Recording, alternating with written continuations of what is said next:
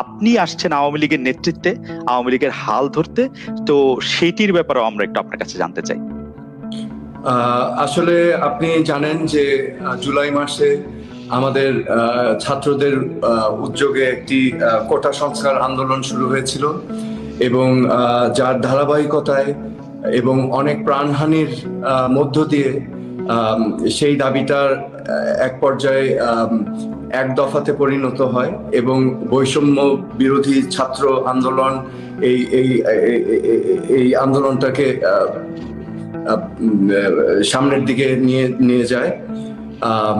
এবং এখানে আমার প্রথমেই বলতে হয় যে সকল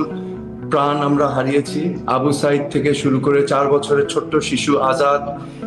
6 বছরের ছোট্ট বাচ্চা মেয়ে, নামটা মনে আসছে না, আমরা জানি যে পানি দিতে দিতে হৃদয়